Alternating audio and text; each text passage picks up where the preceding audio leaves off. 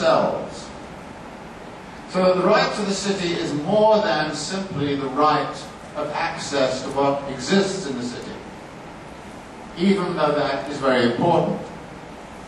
And again, one of the things that has surprised me in this conference so far is there's been no discussion of the way in which water has become a commodity, which is mobilized through the market, and that many people do not have enough money to buy that commodity.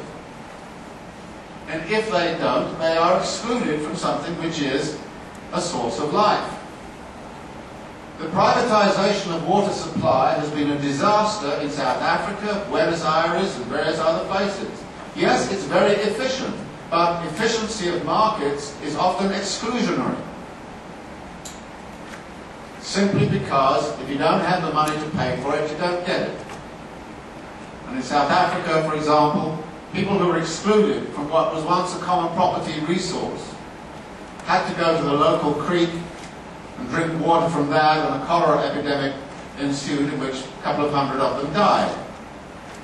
This is part of the cost which attaches to taking something which should be a common property resource and turning it into a commodity, making it something which is going to be delivered through the market and incidentally become, of course, a source of capital accumulation to major corporations. No, but that's not entirely what I mean. I mean by the right to the city, the right to change the city. The right to change it so it's more after our heart's desire.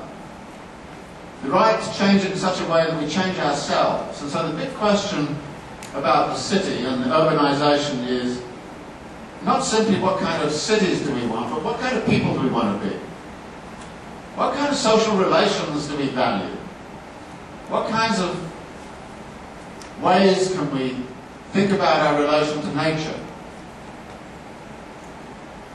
Now that transformative action requires that we have some idea, a holistic idea, if you want to call it that, which you brought up yesterday, and I asked you what you meant by holistic.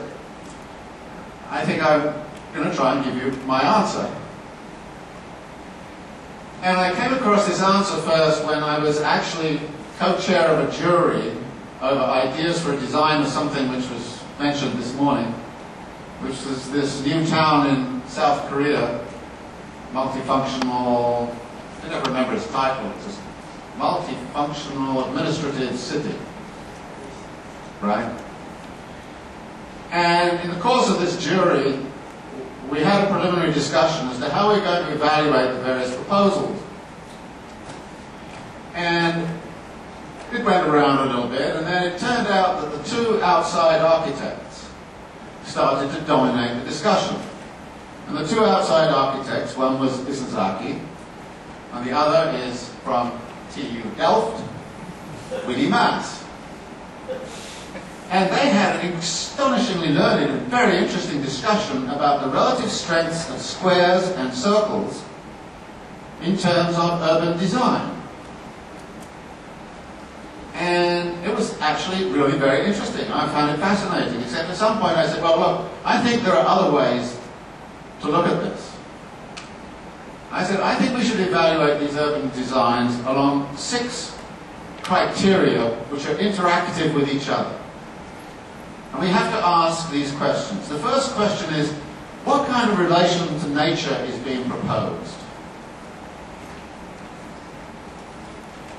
That's a very complicated question, obviously.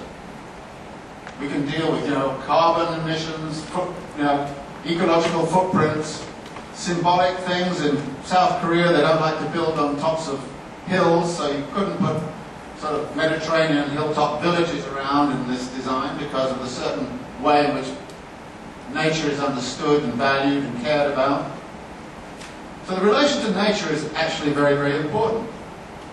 What does it mean? How can we expand upon it? The second issue was the technology. What kind of technological mix are we going to deploy in this city? and how those technologies relate, by the way, to this relation to nature. We've heard a lot about that in this conference, to be sure.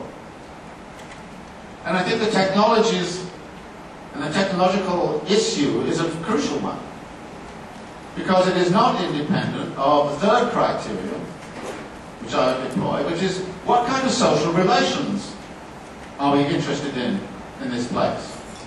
Now, in this city, as it was proposed, since it was going to be populated by bureaucrats and scientists and technologists, I thought to myself, well, this is going to be one of the most boring places you could possibly construct.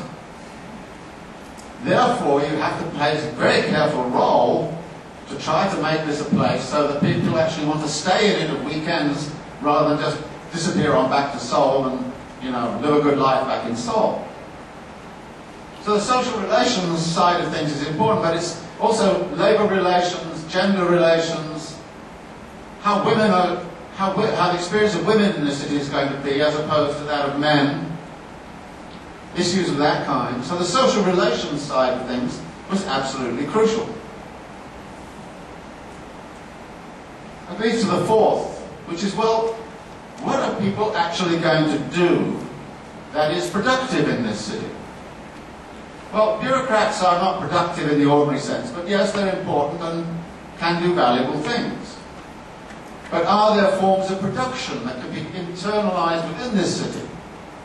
Now, one of the things you know about bureaucracies is they produce a huge amount of waste paper. So one of the things you could build in there was a waste recycling plant for all the waste paper they were going to produce, for example. And then all sorts of other things like printing, book publishing, things of that sort. You know, there's all sorts of things which could be assembled around this. But what kinds of production is going to be there, and how is that production going to be worked out? Then that leads to another aspect, which is, what is daily life going to be like? How could you imagine daily life in this new environment?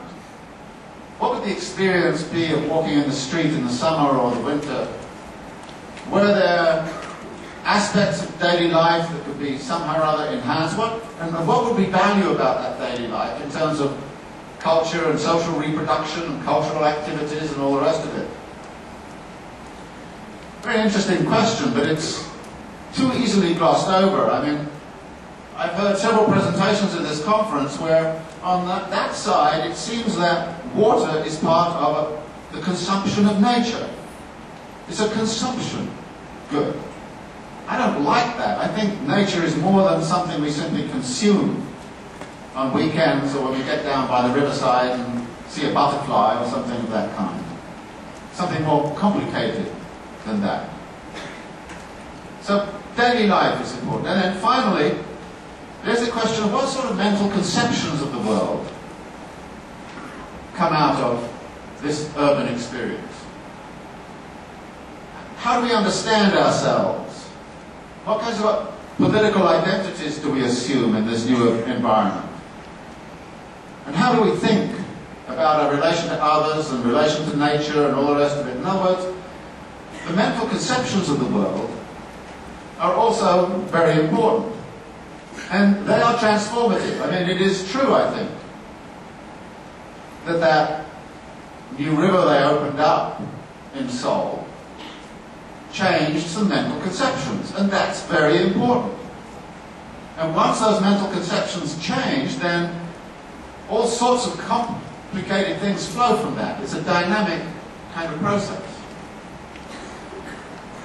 So I then said, well, you know, you take these 6 elements, and there's a terrible, terrible tendency to just take one of them and to say, this is the thing that's really going to change it all. Technology.